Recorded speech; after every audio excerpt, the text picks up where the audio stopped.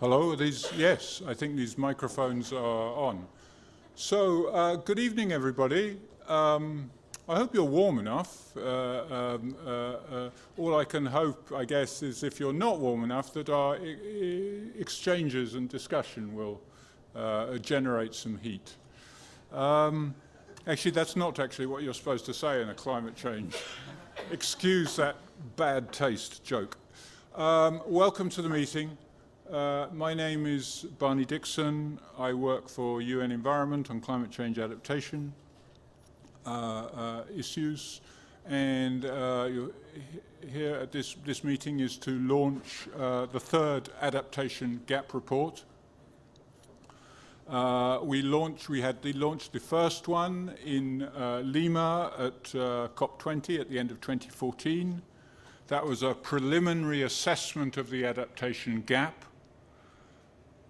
I'm not going to give you a detailed analysis of what we mean by the gap, but essentially it's the gap between where we are now and where we need to be in terms of adaptation and building climate resilience. So there was that preliminary analysis done in 2014. It divided the gap into issues of technology, knowledge, and finance. In 2016, we produced the Adaptation Finance Gap, which focused on issues of finance and identified the numbers at a sort of global level of between what is currently available for financing adaptation and what is needed. Those numbers for 2030 and 2050 are still quite often appear and still in circulation. This year, the report focuses not on assessing the gap or any particular dimension of the gap as such, but is looking at the question of how to assess, by what means do we assess the gap? And in particular, it focuses on assessing progress towards the global goal on adaptation, which, as you know, was adopted in Paris 2 years ago. Currently here in Bonn and over the next 12 months, the parties will be negotiating or completing, we hope, the negotiations of the rule book for Paris, including on issues around adaptation communications and related issues, so that we hope that this report will provide at least a helpful resource for negotiators and others involved in that process over the next 12 months. After this year's report, we will continue to publish the Adaptation Gap Report. Next year, we expect to return to an assessment of the actual gap itself, some particular dimension of that gap. You know, this is an ongoing process of a series of reports looking at different aspects of the adaptation gap. Coming back to this year's report, many of those there are copies here, and you're most welcome to creep along the ground and pick them up. But I do think we do have sufficient copies. I'm looking for confirmation. If you don't collect one, there will be copies still available. We have sufficient numbers for everybody in the room if they were to want one, or no, then you're going to start a stampede. Yeah. If there are not enough today, we will bring more tomorrow. Okay, so there are enough in Bonn, if not in this room at the moment. They're quite heavy. So many of those involved in this year's report are here represented in this meeting. And so in particular, I'd like to, on behalf of UN Environment, I'd like to thank Anne Olhoff of the UN Environment DTU Partnership and her team for coordinating the production of this year's report. I'd like to thank members of the steering committee for guiding the process. And I'd pick out, if I may, in particular, the role of the UNFCCC. That's a very invaluable partnership in this process. And of course, the authors themselves, who are contributing their time for the honor and glory of having their names associated with this, but for no other recompense. So the format of this meeting essentially comes in 3 parts. We're going to start with the colleagues you see in front of you. We'll hear from the Global Center of Excellence for climate adaptation. We are very grateful for the support they have provided this year to our report. We'll then hear from the UNFCCC, and then Anne Olhoff will provide an overview of the report. So that will be the first part of the meeting. Then at that stage, I'll kick these ones off, and they will be replaced by a panel of authors and other experts. They will each have a small number of minutes to answer a specific question, which I will put to them.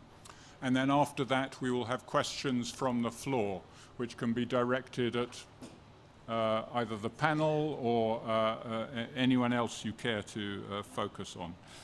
So at that point, I'll stop, and I will now ask Cristian Velez from the Global Center of Excellence on Climate Adaptation to say a few words. And we have your slide up already. Very good. Cristian. Thank you so much.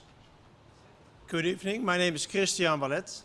I'm Dutch, and I learned a new English expression last week, which is to hit the ground running.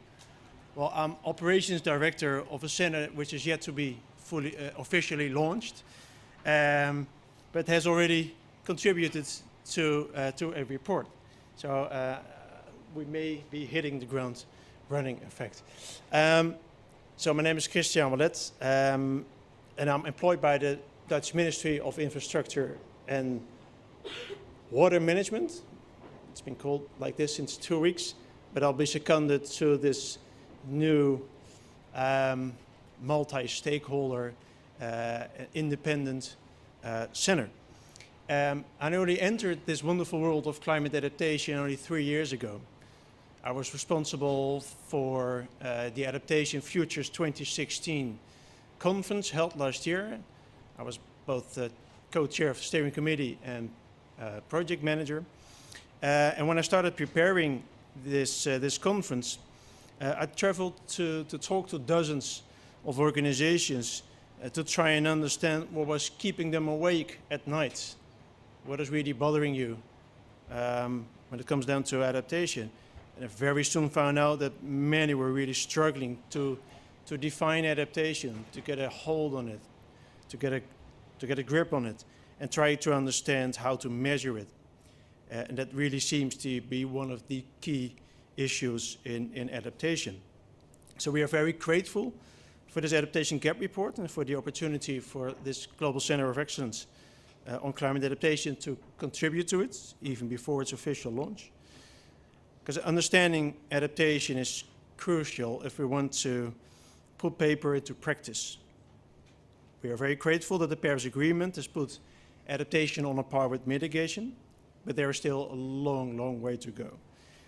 These and other global commitments have to be translated into national, sectoral policies, business policies, then turned into bankable projects. There's money, there's projects, but where are the bankable projects? Then moving to tangible results, which in theory should add up to meeting these global commitments, but without a proper framework for assessing this we won't be sure and we won't be able to steer it and to measure it. So the Global Center aims to accelerate this process by recognizing existing excellence, building new excellence, and of course promoting the uptake of excellence among all relevant groups of stakeholders: governments, cities, financial institutions, both developmental as well as commercial, NGOs, knowledge institutions, international organizations, and individual businesses and business networks. I'd like to use this opportunity to invite you all to our side event tomorrow at 3 p.m., room 10, called What is Excellence in Climate Adaptation? So what is effective climate adaptation? And what the effective climate adaptation seems to really be the holy grail in adaptation. So this report is a very important step. We are grateful, and as a Global Center, we really look forward to continue working with the group of partners that created it. Thank you.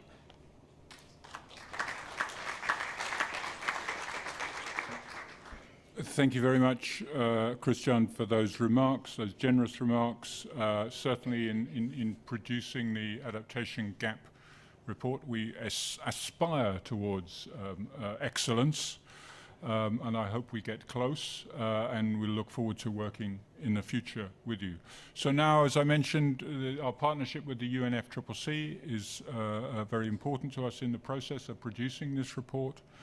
And so I'd now like Olga Pilifosova to say a few words. You're going to speak from here. Yeah. Fine. Over to you. Good evening, everyone, and it's very nice to see familiar faces, and thank you for inviting us. I'm not Florin Vlad, or I'm Florin Vlad just for some minutes here, because during the session we are very interchangeable. I would like just to say a couple of words. Florin did a very comprehensive presentation, as I understood yesterday, and he provided all the details. So my task is, we as Barney mentioned, we contributed to this report, and our colleague Annette was one of the co-authors and contributor to this report, and so that's the time and effort is here in this nice book. This gap report this year, and I'm sure you all agree with me, is a very special one. Because this starts addressing the very difficult topic, it's extremely difficult topic of how to assess the progress in adaptation. Addressing the progress or assessing the progress is difficult, and many of you probably know, even at the project level, and leave alone the national or global level. And while it is not possible at this point of time to find right answers at this point, the report, on our view, succeeded in presenting us with the current lessons and current state of knowledge, as well as, maybe it's more important, posing the right questions. What the past few years, starting from 2015, given us is direction, and direction that didn't exist before, and that direction that defined in terms of the global goals of the Paris Agreement, the indicators under the Sendai framework, and the 17 Sustainable Development Goals. The Sustainable Development Goals provide the landing zone through which the UNFCCC can accelerate actions on adaptation of climate to climate change more economically, rationally, and better tuned to different national circumstances. A global goal on adaptation set in the Paris Agreement is to be achieved in the context of sustainable development, and this is specifically mentioned in the Paris Agreement. And it's also important to not to forget that this is framed by the level of warming, which is we're trying to adapt, and namely to not exceeding 2 degrees Celsius and aiming at 1.5.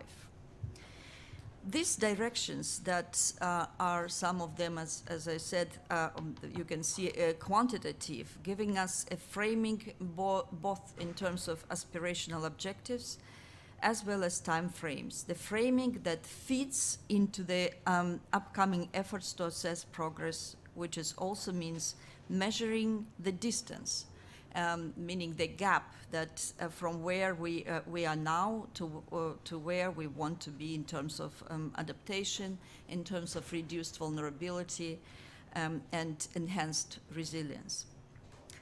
And you also know that there is much good work has already been done in under the UNFCCC, and in particular in the context of work of the constituted bodies, especially the Adaptation Committee and the least developed country expert group.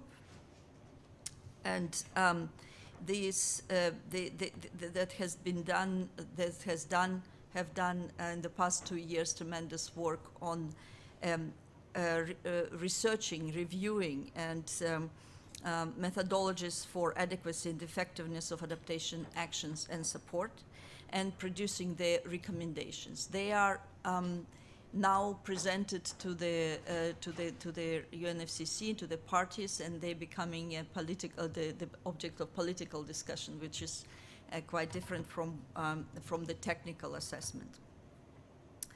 The bodies also had work done on the monitoring and evaluation, and which produced the rich material in the form of a tool that LEG has presented, and the reports which assessed what are the indicators and what are the methods exist in different levels, and how applicable they are to measure the progress on adaptation at different levels, and how scalable they are to the assessment on the national or the regional level and the global level.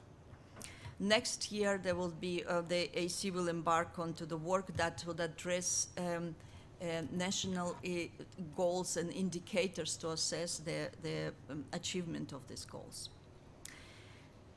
We're hopeful that the Adaptation Gap Report that we have before us is useful, and its useful finding can provide inspiration for the furthering this work, and also catalyzing more work and research by other experts and organizations. We're still at the start, at the long and you may agree with me, exciting methodological road.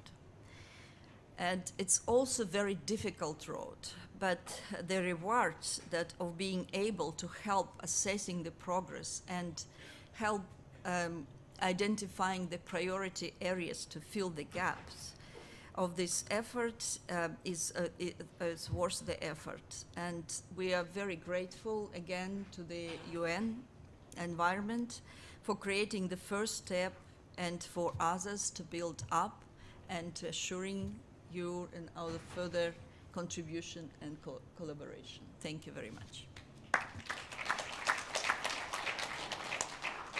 Thank you very much, Olga, for those remarks, for sort of placing this within the context of the sort of ongoing work under the UNFCCC. And as you say, you know, if the global adaptation goal really begins to make sense when we can start to think about how we are doing in terms of making progress towards that goal. If we can't address that question, then it remains simply a rhetorical goal of less significance. But if we can start to think about how we assess progress towards it, then it becomes meaningful. Okay, I would now like to hand over to Anne Olof to give us an overall summary of the report. I didn't mention, but I will now. Her role is as head of program at for climate resilient development at the UN Environment DTU Partnership. Anne, over to you. Thank you very much, Barney, and welcome to all. It's great to see so many faces so late in the evening. So I will give you a quick overview of some of the key findings of this year's Adaptation Gap Report, which is basically focusing on the question, what are the ways forward to assess progress towards the global goal on adaptation? Now, Barney already helped me a little bit in saying that this is the third Global Adaptation Gap Report that the UN Environment has produced. We started with one really looking into the more conceptual issues. Does it make sense to talk about an adaptation gap, and how can we assess it in different ways? Then we looked into one of the gaps that we thought was going to be relatively easier to assess in absolute terms or in detail. We looked into the gap between the needs, the adaptation needs measured in terms of costs, and the finance available for adaptation last year in 2016 in the Adaptation Finance Gap Report. It turned out that even in this area, it's quite difficult to come up with or to base assessments on comparable estimates. So the approaches for assessing adaptation needs and costs vary widely across countries. They have different assumptions and different methods, and it does introduce a lot of uncertainty when you have to aggregate it and compare them across countries. And that issue is, of course, at the very heart of this year's report, where we look into how do we assess global adaptation progress at the global level. Just to illustrate or give you what are the main questions that the report looks at this year is, we look at what are the key adaptation provisions under the Paris Agreement and how are they interlinked. Then we look a little bit at what are the main conceptual and methodological challenges and also opportunities for making progress on assessing progress on adaptation at a global level.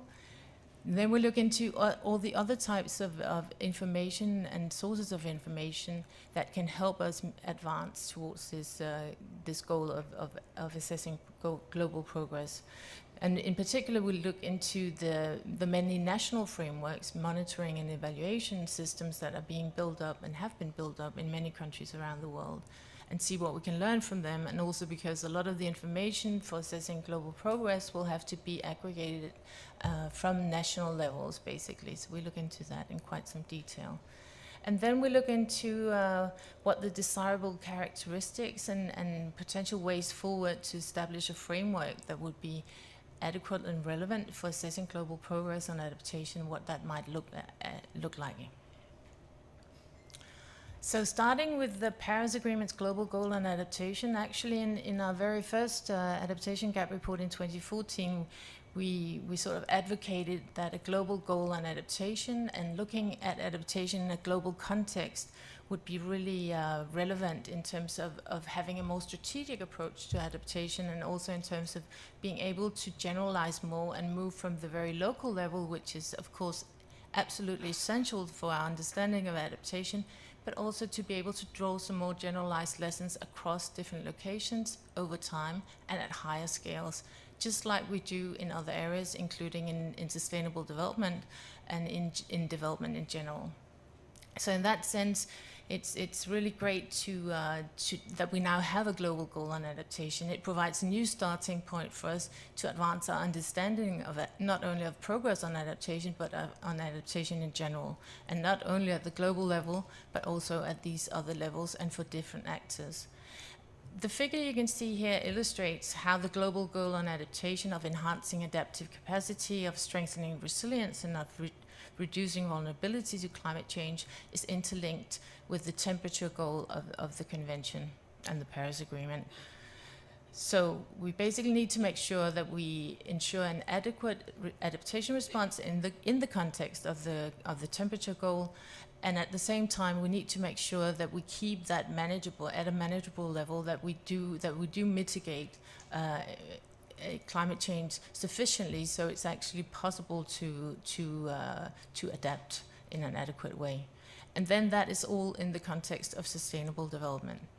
So that's basically what this slide shows. Now, I was at another event yesterday where we had the real Florin doing a very detailed presentation on the key adaptation provisions in the Paris Agreement, and also on this current state of negotiations and discussions under the UNFCCC. So I didn't include a lot of slides on this because I thought Florian would make the same presentation today. But basically what this slide shows is how what are the key articles under the Paris Agreement that relate to adaptation, and how are they interrelated. And it also shows you that we have the national versus the global level. So if we look at Article 7, which is the article on adaptation, it defines the global goal on adaptation, which we looked at, but it also specifies what will be done in terms of the global stocktake. So you can, I'm not going to read out everything. At the national level, it also specifies that the parties should engage in adaptation planning processes and in implementation of actions, and also that they should provide and receive support for doing so, and that they need to submit and update and some sort of adaptation communication at certain periods in time. The transparency framework, which is specified under Article 13 of the Paris Agreement, the purpose is really to provide clarity of understanding of climate change action, and also of climate change support, and also to inform the global stocktake. If we look at the global stocktake, that's where the purpose is really to assess the collective progress towards achieving the purpose of the agreement, including its long-term goals, and also in informing parties so that they can continuously update and enhance their actions and support and their implementation of actions, and also to ensure enhanced international cooperation. So if we're going to operationalize all this, all these different interlinkages need to be taken into account.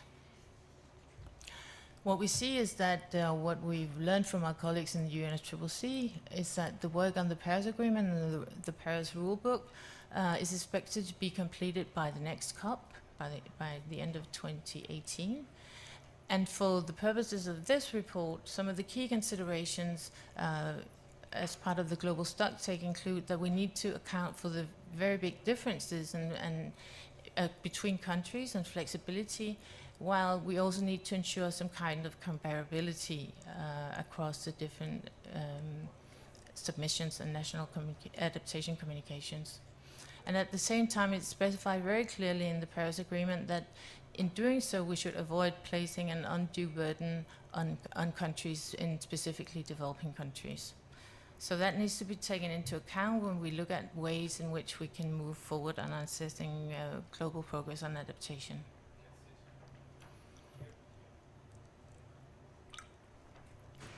Some of the other challenges and also opportunities for assessing progress on adaptation at the global level is that, as right now, currently, we don't have any one-size-fits-all and agreed-upon methods, indicators, or metrics that are designed to assess progress at the global level. What we can do and what we can use is to learn from the existing frameworks, which will help us find a way to move forward to the global level. Some of the key methodological and conceptual issues concern that we need to ensure that there's consistency, comparability, that we can aggregate information from different countries and different sources, and that the information that we have is actually comprehensive enough in terms of both approaches and data to make sense at the global level. What is quite clear also from the progress under the negotiations is that while some of the information for the global stocktake and for reviewing overall progress on adaptation at the global level will be coming from the national adaptation communications, there's a need for additional information if we want to have a really comprehensive and in-depth understanding of the state and the progress on adaptation. And these different sources are illustrated on the slide here, and you can see that it includes what we expect to be submitted by the countries, by the parties to the convention. Also mentioned is third-party information, including reports by the IPCC and other reports produced under the UNFCCC. In addition, potentially very important source of information will be in the context of the two other global frameworks that we have right now that are related to adaptation, to assessing progress on adaptation. And here we think about the Sustainable Development Goals and the Sendai framework for disaster risk reduction. And there are also other global level frameworks and assessment approaches and information that can be drawn upon. And then finally, what will be needed is for the whole research community to help in producing methodologies and approaches that can help us make progress and become better at assessing progress at the global level. The slide also illustrates that we need to be able to synthesize and aggregate this information from lower levels to the global level, which is really the key challenge as it is right now. So the slide illustrated that we need to aggregate and learn from country level efforts as well. And one of the chapters of this year's report looks into what we can learn from existing national frameworks, from the monitoring and evaluation systems that more than 40 countries across the world have now put in place or are in the process of putting in place. And we have this sort of, as to illustrate that these are in very different stages of development. So, and there's some country examples underneath each of the steps. So some are in the beginning and some are actually fully operational. What the slide also illustrates is that at the national level and in doing monitoring and evaluation, there's quite a lot of focus and has been quite a lot of focus so far on the monitoring part and less so on the evaluation, which is generally more tricky than the monitoring part. What the report finds is that national adaptation monitoring and evaluation systems for adaptation can not only facilitate national processes, but also global knowledge sharing and transparency that can be useful as we move towards implementing the Paris Agreement and towards assessing progress on adaptation at the global level. As I mentioned, the main emphasis so far has been on monitoring rather than evaluation of adaptation, so there's need to become better at and to get better at also addressing evaluation issues, and are we really achieving the results that we set out to achieve. And then I think, and I'm sure that Timo Leiter will come back to this later on, is that what is really clear is that you need to start by clarifying the purpose for which the M&E system is built up. Unless you have the purpose clear, it's really difficult to design and agree on the appropriate methodologies and metrics. And you could say, in essence, that is the key problem we're facing right now. We have a global goal on adaptation. It's quite broad and undefined, and still we need to find out what it is that we think is the most important, realizing how multifaceted the goal is and how it needs to respond to all the different national contexts and be relevant in these different contexts as well.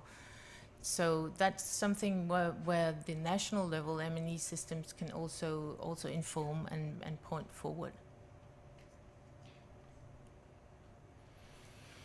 As mentioned before, we have two other global frameworks, the Sustainable Development Goals and the Sendai framework, that offer a lot of opportunities for shared indicators, also for joint implementation and capacity building, and also really just on learning how you can now, it is possible to establish global frameworks that address very complex issues and still manage to accommodate and recognize the sovereignty of nations, of countries, and that there are different priorities and different preferences in different countries. So it really offers, I think, an inspiring starting point for creating a global framework that can give us more information at the global level while still recognizing and accommodating all the differences that exist at national and lower levels. Finally, of course, the IPCC, that have already been called upon to produce the 1.5 degree special report next year, which will also give it a lot of new information about the impacts and vulnerability side, and other international bodies, as well as the broader research community, have a key role in providing additional information that can help us really deepen our understanding of adaptation, and also of how we can assess it at a more generic level and across nations and over time. So what are the ways forward to assess global adaptation progress? The report finds that a framework for doing so should at least be broad enough, because it needs to be able to absorb the broad range of information that's needed. It needs to be rigorous, so that we ensure that we capture all the essential metrics and elements of change. And it needs to be flexible enough to accommodate innovations in how we assess approaches and experiences on adaptation. Some of the desirable characteristics, summing up from all the previous chapters as well, is that we really need a method, measures and information that we can aggregate across different scales. We need that information to be transparent.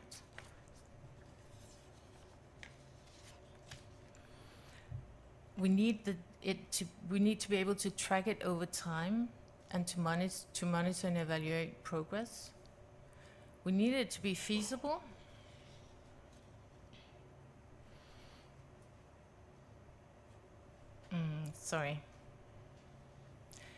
We need it to be feasible both in terms of the information requirements associated with it, but also in terms of avoiding an undue burden on countries, and particularly developing countries. And we need to make sure that it's coherent in terms of our general understanding of what is adaptation and what constitutes meaningful adaptation. And we need it to be sensitive to national context, as mentioned before as well. It needs to be able to reflect the different priorities, the different preferences, the different political also, and economic and social and cultural context in each of the countries.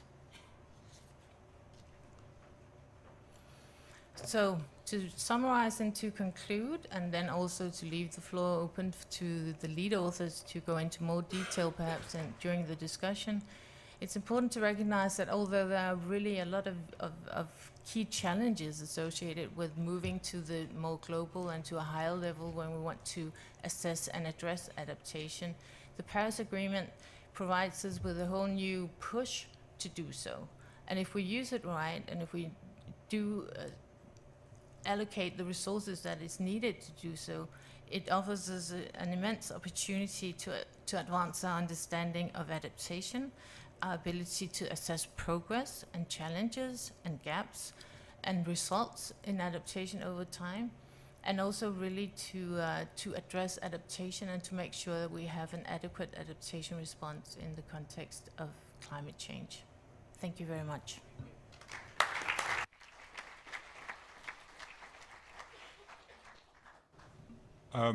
Thank you very much, and for that very concise overview of the contents of the report. I'm actually now going to slightly change things because I want to break it up a little bit.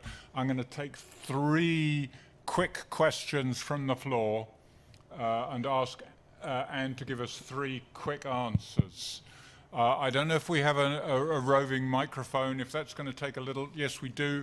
So can I see 3 hands? If anyone's got a quick question.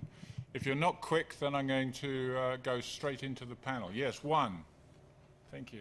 Could you say who you are and where you're from? Good evening. My name is Arne Leeds. I'm from Germany. I'm a member of the European Parliament and I'm trying to bring in climate diplomacy in our foreign policy field in the European Parliament. I'm interested, as I saw one of the last slides, when you showed national levels, and there were different European levels and global levels. And you saw where the monitoring process is already. Do you have also a picture for continents or for sea-built situation? Do you see Europe as exactly that one? So there you see actually different countries, also European countries. Is there a European approach visible on the UN level? And if so, if you can describe it and where Europe stands, if we push enough to fill the gaps. Thank you. Thank you. I'll take all 3 questions together before I ask Anne to respond. Do we have another question anybody wants to ask now? Yes, there. Hi, Dane Ratliff from Center for International Sustainable Development Law. I'm actually going to be speaking on compliance issues Friday at the Climate Law and Governance Day, and this raises a question for me as to whether you could foresee adaptation issues figuring into the compliance, future compliance branches considerations in terms of monitoring, enforcement, that kind of thing. Thank you. And is there one more question? I'm not seeing it. So at this stage, well, you'll have opportunities later. So I'm going to ask Anne to respond quickly on those. And if you wish to defer to some of our panelists, you can try doing so. Thank you, Barney, and thank you. So the first question, do we have a European approach? I think there's a very, very good publication out on monitoring and evaluation systems based on the European countries' experiences, and I'm sure Timo knows more about that. So I think that really tries to summarize the experiences at the EU level as well in building up and implementing national M&E systems for adaptation. I think what's important in that context is also that this is not, I think, contrary to previous adaptation gap reports, this is actually really a global report because we're not primarily focusing on developing countries. And also, as this slide and these examples illustrate, this is something that countries are grappling with all over the world and where we need to learn from each other and build on the experiences and where it's really possible to transfer experiences across countries as well. On the second question, I simply don't know the compliance issues. I don't know if anybody else is. I'm looking slightly towards Florin, Olga, but I think it's a tricky one. If any of our colleagues down there would like to have a go at it. I think we're going to have to think about that one overnight. I'm not seeing anyone who's eager to answer that question. I apologize for that.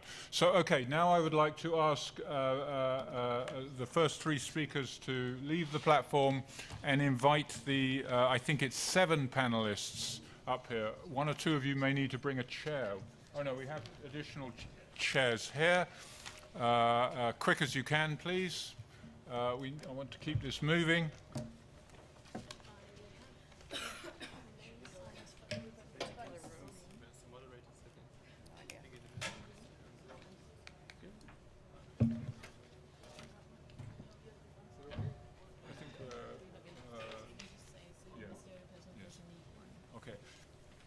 So apparently we're just sorting out the name slides. I don't think I'd be saying anything terribly controversial if I said that we have names for everybody except for the most well-known person on this platform, which is Salim Al-Hook.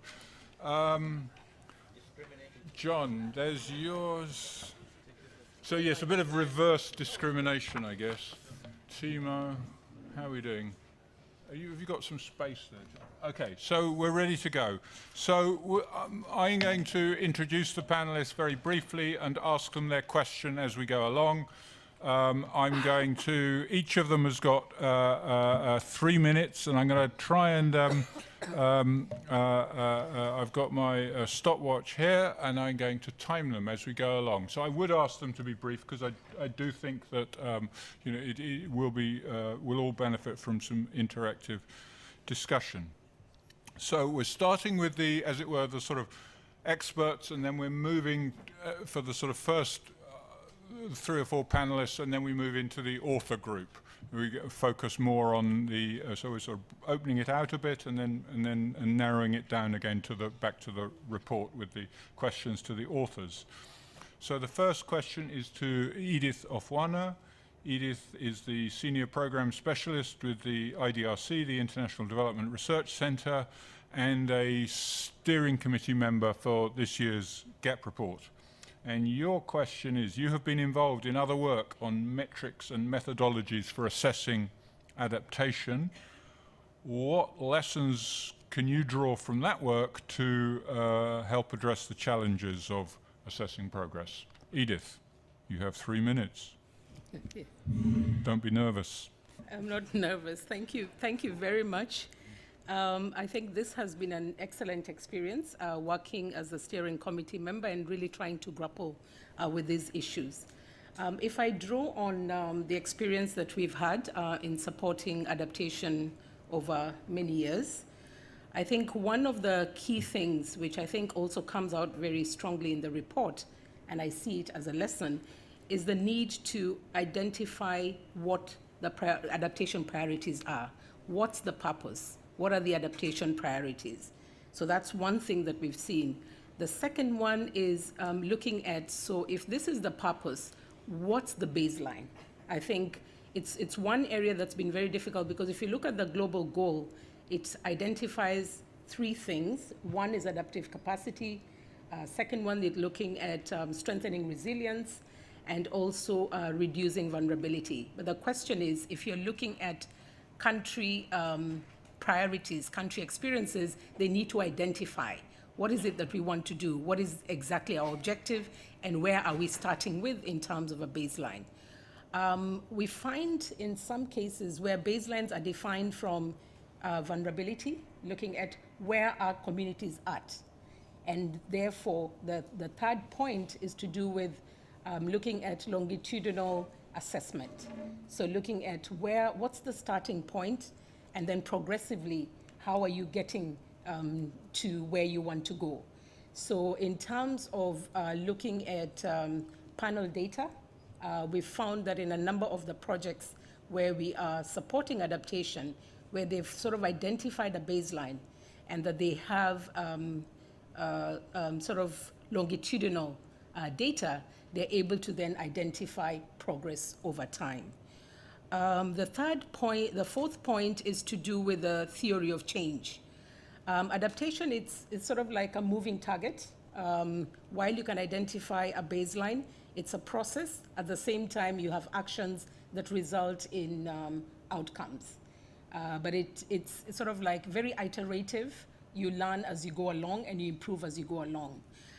So looking at theory of change and working on that as you go along becomes very critical. The last point I'd like to make is to do with a multi-stakeholder approach in actually assessing the results, so that you need to bring in the perspective of a number of stakeholders in trying to assess what progress we have made. So in addition to having sort of like descriptive, you need to bring in the evaluative aspects as well, where you bring in different perspective from different stakeholders in actually looking at the progress that has been made. So to speak, a validation of the progress that has been made. Yeah, thank you. Brilliant, thank you very much. We'll move straight to the next panelist. Thank you very much, Edith, that was great. John Firth, I hope you can kind of get within hearing, speaking of a microphone. John is the Chief Executive Officer and co-founder of the private sector consultancy firm Acclimatize. And John is has also closely involved in the development of the Global Centre of Excellence on Climate Adaptation. And the question I'd like to ask you, John, is how important is it to include the private sector in an assessment of global progress on adaptation? And are there important initiatives that we should be considering from the business world?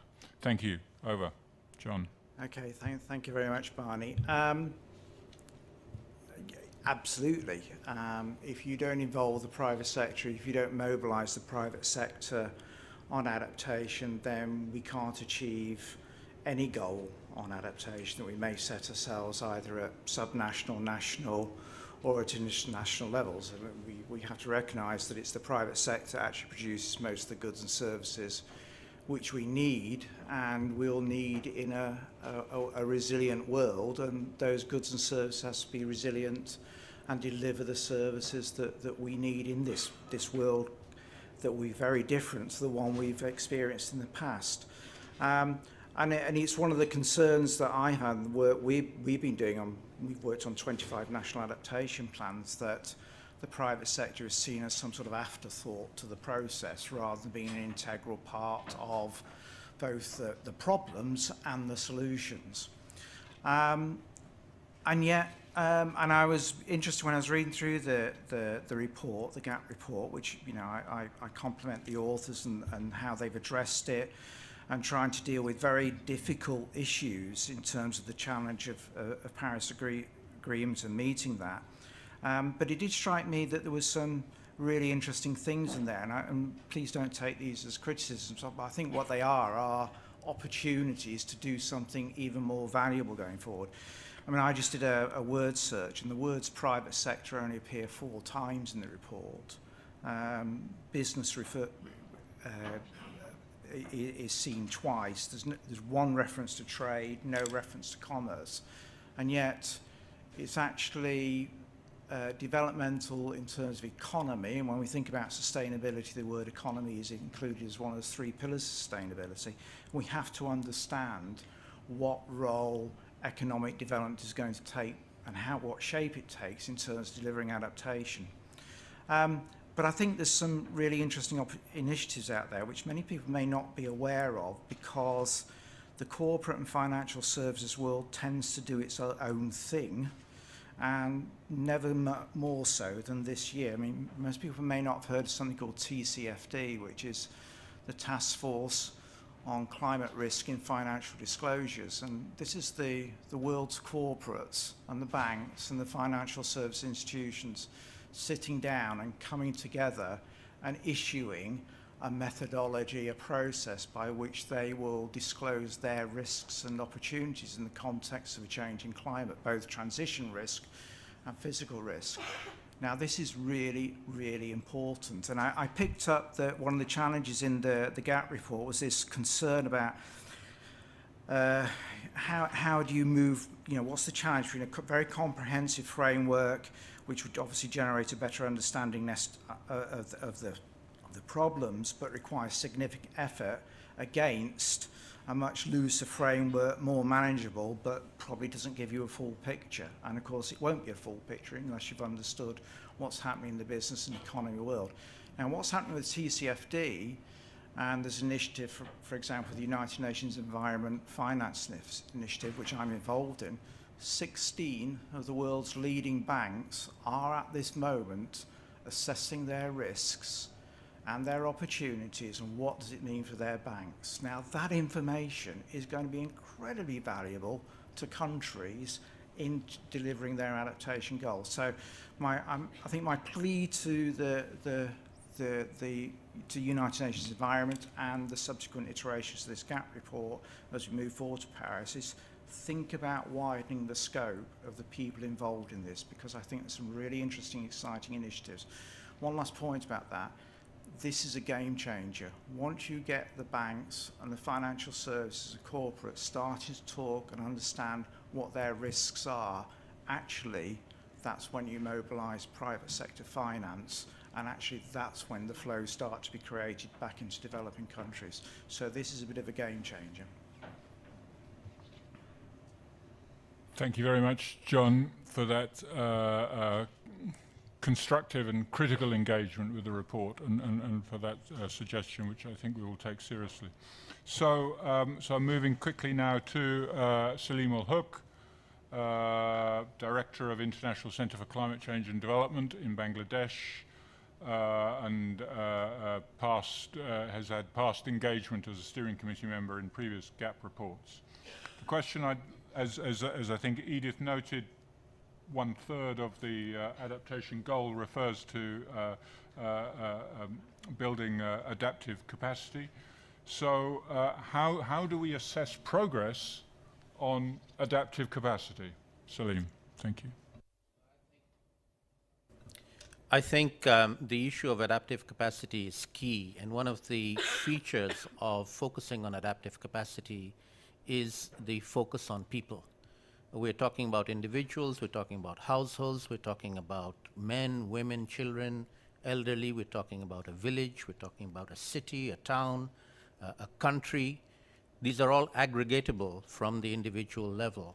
And the input in building adaptive capacity is knowledge. We enhance people's knowledge. By enhancing knowledge, we empower them. We enable them to be the ones who will be able to take action. It's not about building embankments or building infrastructure, although that may be important as well. It's the human beings at the center of it that are, in our view, the most important.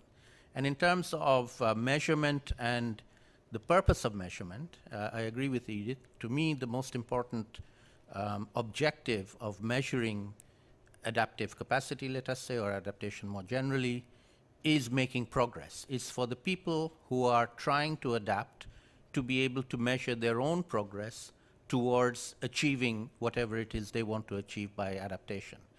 And that is the primary goal.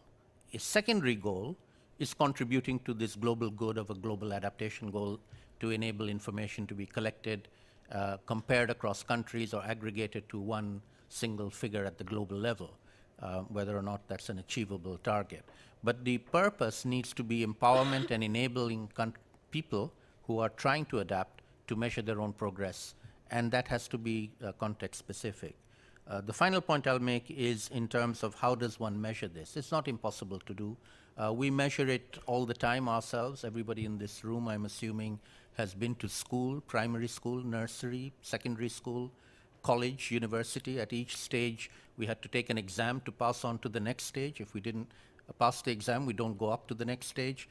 And so we're talking about a similar 20-year scale of going up the knowledge ladder of adaptive capacity, and we can measure, have some metrics to measure. Baseline is zero capacity. Level 1 is some knowledge of the problem. Level 2 is attacking the problem and gaining experience of doing that, and then you go up in a learning by doing stepwise process with no end in sight. There is no end state where we become completely adapted. We will never achieve that, but we get progressively better and better adapted. And we've got plenty of examples of looking around the world and doing this. My country, Bangladesh, for example, has one of the best cyclone warning systems in the world. We can successfully evacuate 2 million people.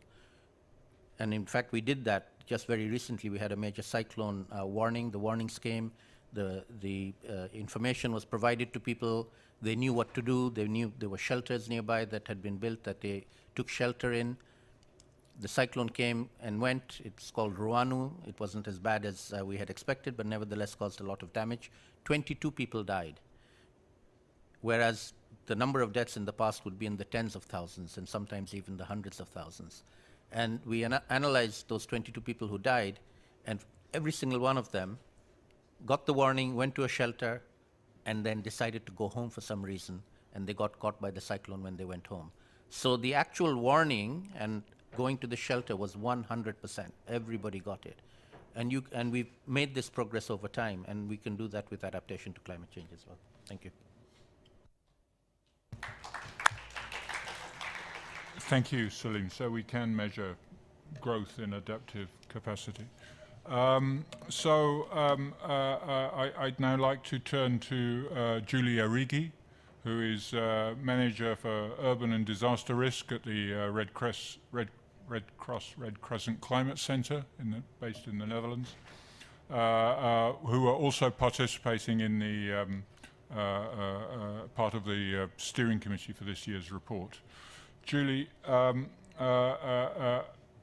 the question I want to ask you is how do we include local actors in assessment processes that we're talking about, whether assessment of adaptation progress at the national level or even at the global level? How do we include local actors in that process? Thank you. Thank you. So as the Climate Center, we very much welcome this continued intentional focus on the adaptation gap and see reducing the adaptation gap as critical, in addition to reducing the emissions gap, critical to achieving the aims of the Paris Agreement. And of course, measuring progress towards adaptation goals is an important part of that process. In Anne's overview of the report, she mentioned a few challenges or needs in assessing, such as the longitudinal aspects, feasibility, coherency, transparency, among others. And another challenge that we see, which we view as critical, is ensuring that local actors, their ambitions and their actions are also captured in measuring progress towards this global goal. In doing that, we feel that it's necessary to be sure that the actions taking place at that local level by private sector, local governments, civil societies, communities, and individuals are all considered. Whether it's a small businessman in Nairobi who's contributing to the informal economy in Mukuru, an informal settlement there, or whether it's the million mangroves that are planted by Indonesian Red Cross volunteers in Indonesia with their community members. These are all actions that are important in sort of assessing this global goal. How to do it, I think, is very challenging, and I think it's many of the same challenges that were outlined already in sort of assessing across nations. And I think the first start there is to be sure they're included in this process and in these consultations at national level and otherwise. And in sort of making sure that they are included in these gaps, we can better assess how well we are achieving this and even better focus public resources in terms of supporting the most vulnerable and then sort of efficiently and effectively incentivizing risk management across these non-state actors. So I don't have a one-size answer on how to do it, but I think it could be an interesting focus for a future gap report. And I think it's really critical to be sure that we consider how to do that so those actions are not left behind. Thank you. Another piece of helpful critical engagement, if I can say, with our report. So now we move to the actual authors who've been involved in producing this year's report. I'm going to start with Timo Lita, the advisor on climate change, on climate adaptation and climate finance with GIZ. Timo was the lead author on Chapter 4 and contributing author on Chapters 1 and 2. So, I mean, this was an issue which Anne touched on, but I hope you can say a little bit more on what can we learn from national assessments of adaptation progress that can help us assess progress at the global level. Timo, thank you. Thank you, Barney. Yeah, so one of the interesting questions the report looked at was at how are countries currently assessing if they are making any progress towards adaptation? I think that's a key question that countries have. Many countries have got national policies for adaptation in place, so the question is, are they monitoring somehow the progress they are making? And the table you've seen in Anne's presentation, there are at least 40 countries which have already dedicated systems towards monitoring the progress they are making. In all countries from all continents and all levels of development. And these systems differ a lot because countries' climate risk profiles differ, countries' policy contexts differ, and the purpose for having these M&E systems also differs. The report has got a few country case studies, which provides details on some of the countries' M&E systems. And now coming to the question Barney asked me, what opportunities do these systems offer for a global assessment? Well, the first one is these information systems provide key insights on the adaptation progress countries are making. For example, what is the level of mainstreaming of adaptation across planning and budgeting in all these countries? Are the different ministries taking these on board? So these process-based information, are there coordination mechanisms for adaptation? This is exactly the type of information that these systems provide. And also on the outcome level, are countries achieving their own targets and objectives? These types of information is exactly what these systems provide. And this information is what we're looking for when we want to assess the global goal in adaptation. And this shows us the relevance of these reports and these adaptation M&E systems. Another important point when we look at the global goal in adaptation is the global goal is outcome-oriented. It's asking for reduced vulnerability, enhanced resilience, and enhanced adaptive capacity. So if you're looking at the information that's currently available in the national communications, which largely is how vulnerable are countries, this in itself doesn't tell you what progress countries are making. So instead, we need the information, what are countries doing and what are the results of their actions. And this is the information that hopefully some of these national M&E systems are providing. The systems also provide domestic opportunities, and this is one of the other interesting findings of the report. The countries which have done these systems were not motivated by reporting provisions under the Paris Agreement. Many started before the Paris Agreement was in place. Instead, it's providing a benefit to countries if countries understand the progress they are making and the gaps they still have.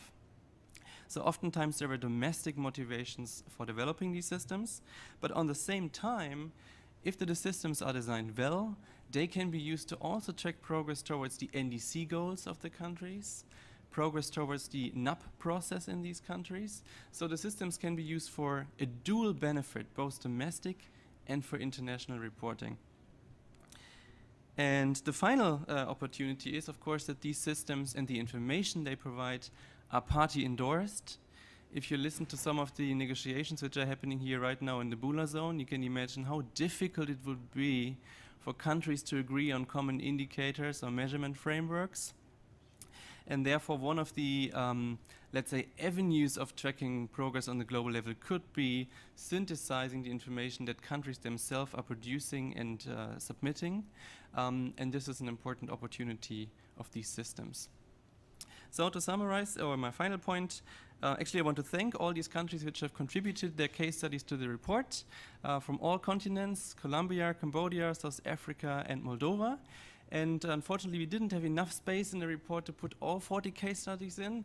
But if you're interested, we've got a number of fact sheets which are describing in detail national adaptation M&D systems. And you can find them on our website, adaptationcommunity.net. Thank you very much.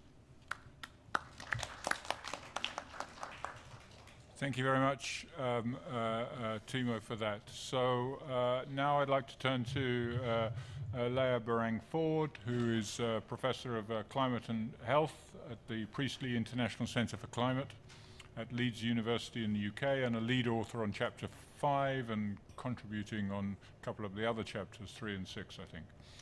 So Timo was talking about what we can, about the sort of experience at the national level.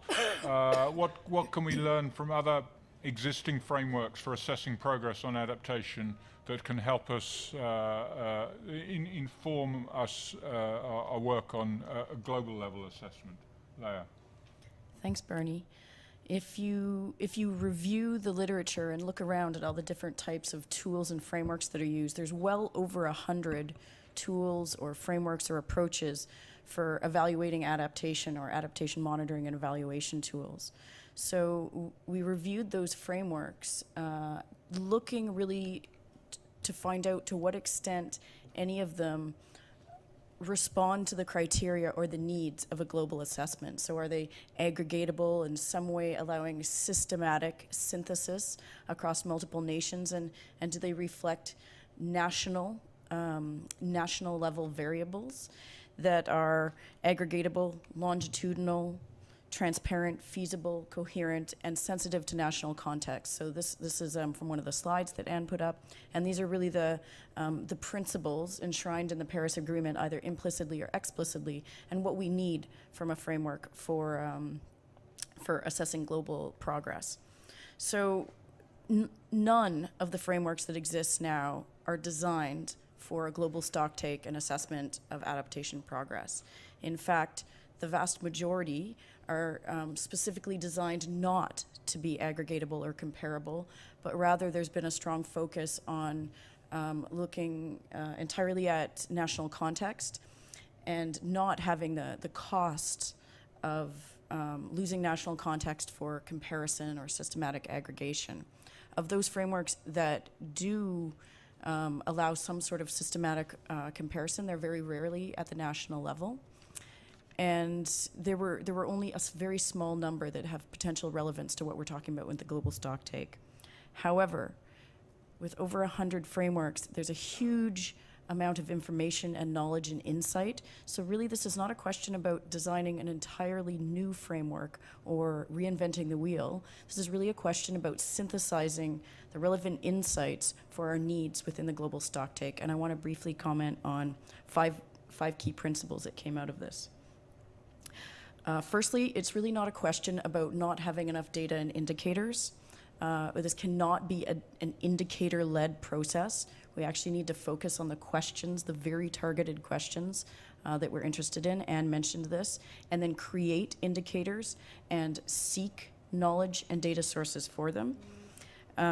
Secondly, in order to reconcile the need for a global assessment of progress while still respecting national sovereignty over climate decision-making, We need to use a proximity to target approach so that each nation's progress is really evaluated or aggregated based on their vulnerability profile and their capacity to adapt. Cannot be a one-size-fits-all. We have to focus, unless we develop better methods, on aspects of contribution rather than attribution. Assessment of global progress, implicit in that is progress, which means we have to have an approach that looks at change over time. Interestingly, this is very poorly reflected in existing frameworks. And finally, the fifth point I wanted to bring up is peer review, expert review, and stakeholder mechanisms to increase transparency of evaluations. This is also an area that there's significant potential to improve the legitimacy and transparency of reporting on adaptation by using some sort of peer expert review. And there's not as much of that in the more aggregatable, comparable frameworks as I think there could be. So there are some significant opportunities that could move us towards synthesizing these insights into something useful for the global stocktake. Thank you.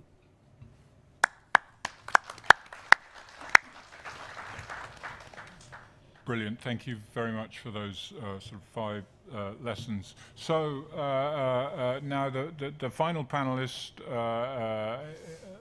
on my far left there, Henry Neufeld, who's a senior scientist with the UN Environment Partnership with Danish Technical University and lead author on Chapter 6. Before I ask you a question, I would have to say the panelists have been pretty disciplined and kept more or less within their time limits and still managed to make some substantive points. So I hope you can continue in that mode.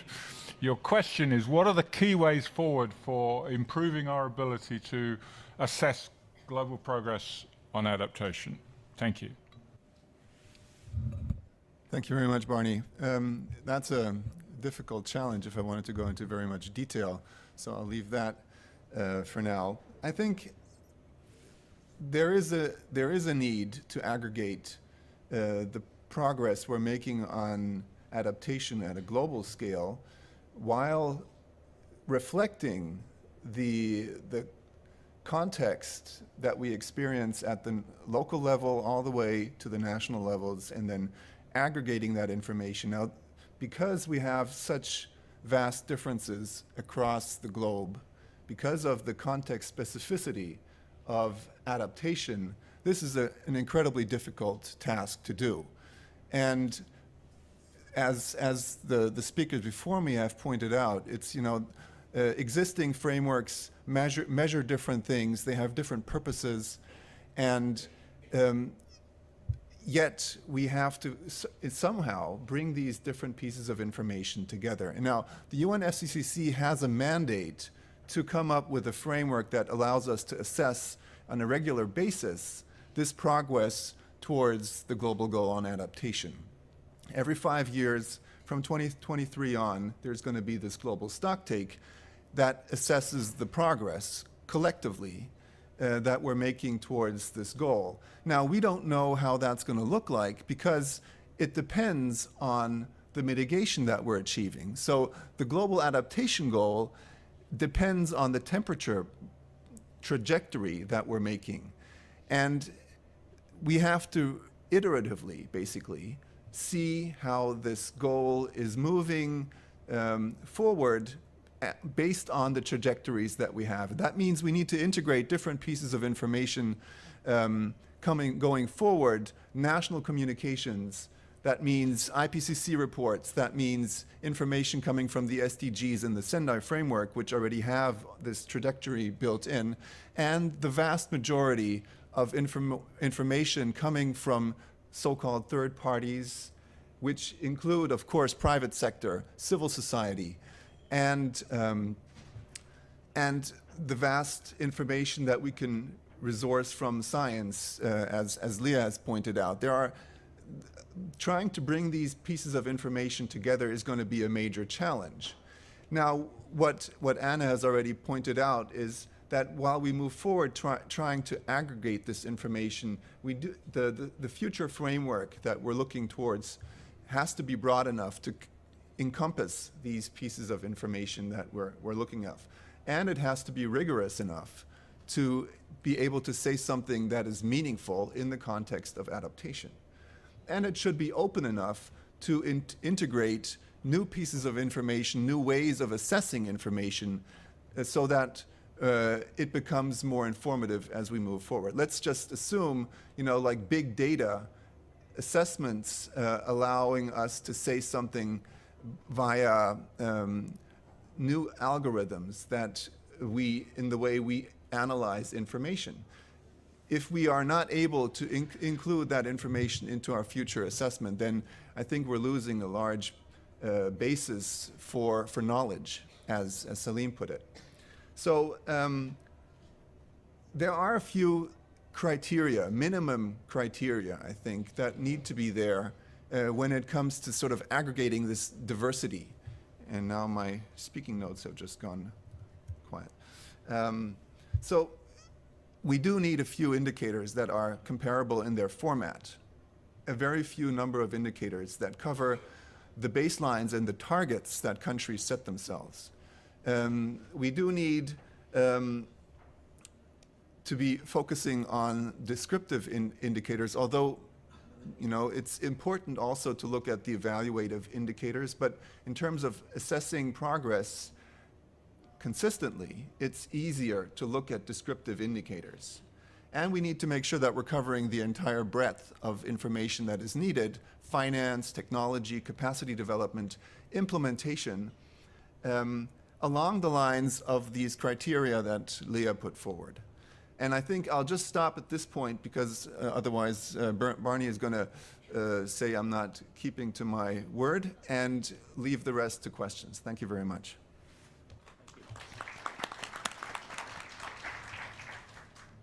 Thank you very much, Henry.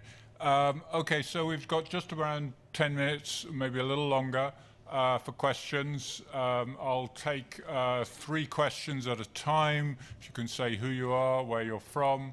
If your question is, if you may wish to sort of put your question in an open way, or if you wish to identify a particular panelist or one of our earlier speakers, you can direct it to them as well, and I will try and make sure it's fielded in the right way.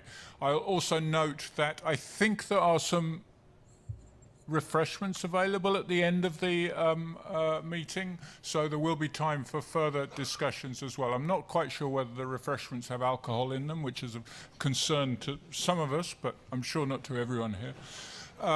So I've seen 3 hands in this middle block. I won't ignore the other block. So the gentleman, there. Thank you. Good evening, everyone. My name is Dr. Sidat Yapa, University of the Gambia.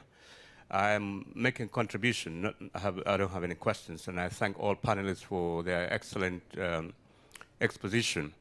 I'll give you an example in terms of climate change adaptation in the Gambia. What we have initiated, which will start in January 2018, is to enhance the capacities of all sectors of the Gambia economy, from the private sector, the government, civil servants, the civil society organizations, and non-governmental organizations, because it is imperative that all these sectors are enhanced, their capacities are enhanced in terms of climate change adaptation, because that's very, very essential.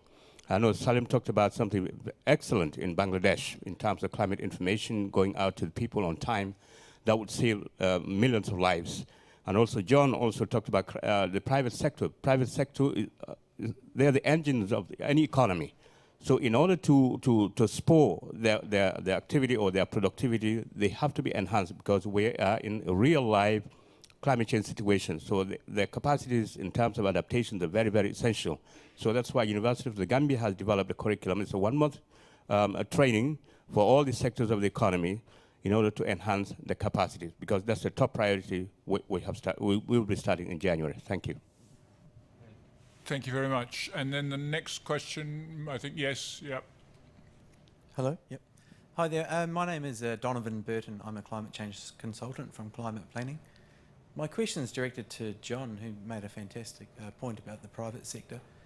John, do you think that the TCFD should be actually sitting at this table as well as part of one of the key contributors to the report? Because already, since the TCFD have released their report, I've seen change happening actually being mainstreamed within government. So if you look, for example, within Australia and you look at APRA, they're now looking at mandating the consideration of climate change into financial regulation. Thanks. Thank you. And then there was one question, just behind. Yep, thank you. Okay, my name is Lydia Morano from South Africa, and I represent multi-faith organizations in Southern Africa. I have a question. My understanding is that indigenous knowledge, it's part of, it's not only knowledge, but it's also a part of science. So how is indigenous knowledge systems incorporated, or actually have you considered that? Because in my limited understanding, progress would mean, or actually would mean actually indigenous knowledge systems incorporated into the report or IPCC. Thank you. Okay, thank you very much. So a comment from a comment from the Gambia describing your work, the mechanisms being put in place there. A specific question to John on the task force on financial disclosure, whether we should have knocked off one of our existing panelists and had them here, I think. And then a more general question about indigenous knowledge, which I'll see if anyone wishes to address. But I'll start with John. Okay, thank you. Well, I think it had been premature to have had or tried to involve the TCFD because their recommendation report didn't come out till May of this year. So, and it's taken a long time for them to really sit down, sometimes in closed rooms, to try and work this out. And what's been interesting, they've actually tried to work it out without involving, if you like, the wider climate change community. They try to think of it as a corporate risk issue, which actually is quite important because it means it's of their world, and that means they'll think about it harder. But you're right, the changes are taking place, and actually there's I forgot to refer to it, there was a question earlier on about compliance. The TCFD is a slippery road to formal regulation of corporates and financial services, such that we will see, not too long, countries begin to require, for regulatory purposes, that corporates report their risks. Now that really is a total game changer, it really is. We've already seen it a little bit in France for something called Article 173, but that is going to come through. So that's why I say there is this sort of everybody's been talking about how to mobilise the private sector and thinking about it. Actually, there's a group in the corporate private sector world suddenly clicked on, this is an issue, and they have to deal with it. Now, what's important now is the climate change community world, if you want to call it that, and the private sector need to start becoming a little bit aligned. And I think the Adaptation Gap Report and the Paris Agreement is one of the ways that can be done.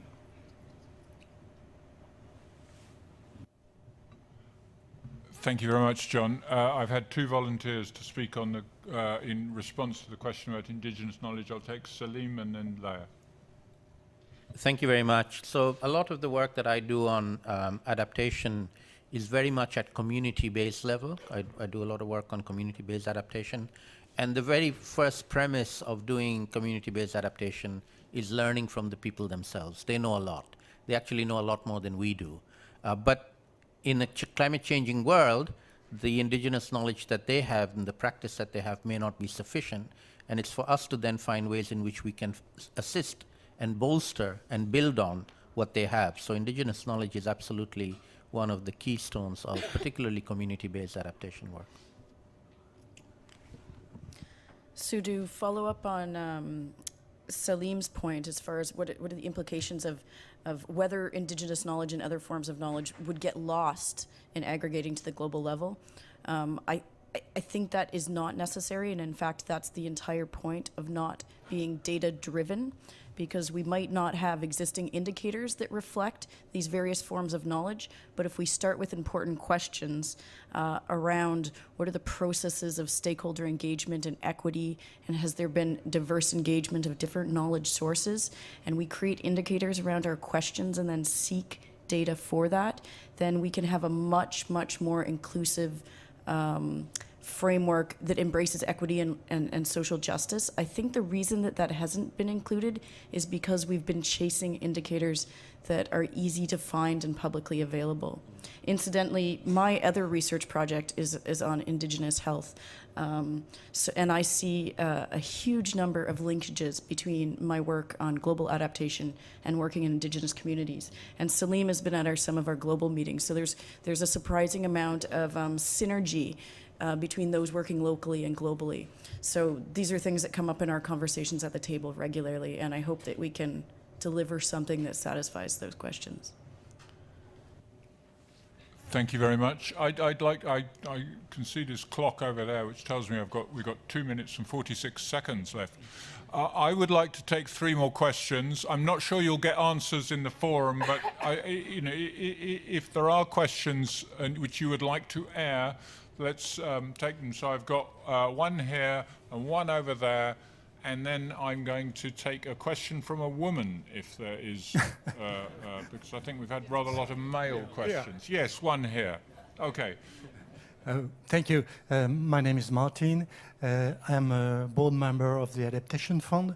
And my question is, as you have a lot of experience of assessment of adaptation reports, what is your understanding of loss and damage integration in this assessment? Thank you. Thank you very much. Then over here. Hello, my name is Paul. I have a question from the other. Where are you from, Paul? From Bonn. I have a yes or no question for you. Is it possible to assess progress on adaptation? If not, when are we going to be able to do that? Thank you very much. That was short and sweet. Yeah, this is a very brief question from a female professor, Ho-Ching Lee from Taiwan.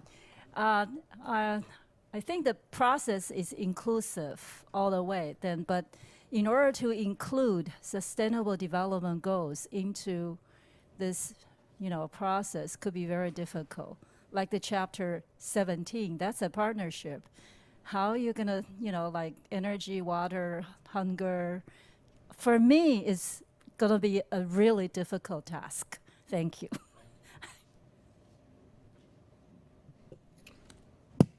Okay, I'm going to open this up to the panel, to Anne, to see if I see any hands up volunteering to answer any of those 3 questions.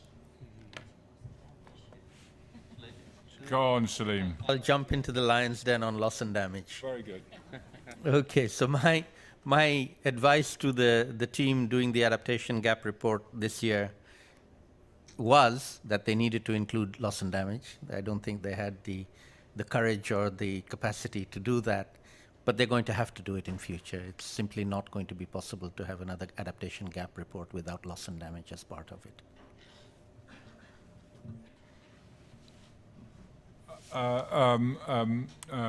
Henry's going to answer one of the other questions. Yes.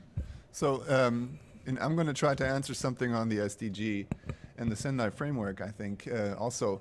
But the SDGs are actually the sort of the overarching framework here, and the climate change adaptation component is subsumed within the Sustainable Development Goals to some degree. So we have elements within the SDGs that address directly the climate change goals, both mitigation and adaptation.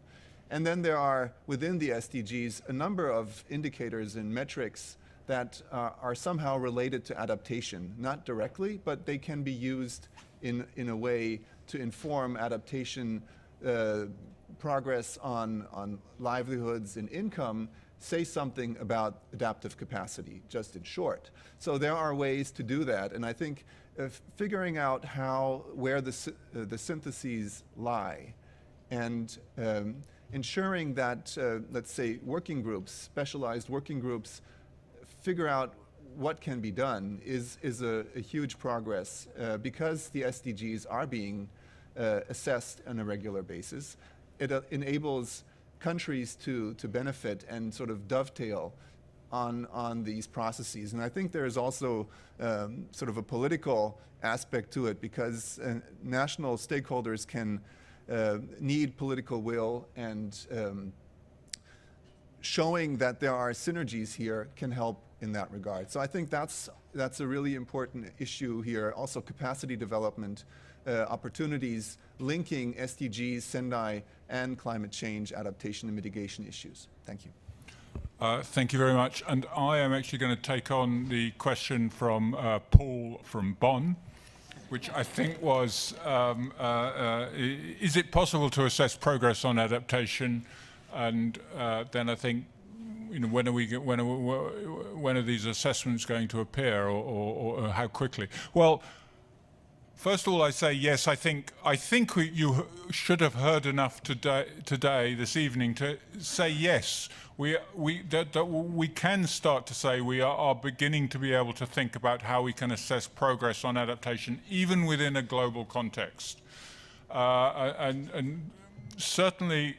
But more than that, I think I'd want to say, first of all, as I think I said right at the beginning, just to repeat, in order to give some substance to the global goal on adaptation, which is as we all know, is what it is. It's formulated in general terms, just sort of three main components. But in order to give some meaning to that, in order to give some substance to that, then we have to be able to assess progress. And certainly, but also then going back down to the national level and indeed the subnational program level, if we cannot, let me sort of turn it around, if we cannot assess progress on building resilience, on adaptation, on which risks we are becoming more resilient to, and therefore which risks we are not becoming, we still have to address. If we can't do those things, then how can we undertake reasonable adaptation planning? How can we, use our limited resources in the most effective ways if we cannot tell where we are becoming more resilient and where we are still vulnerable?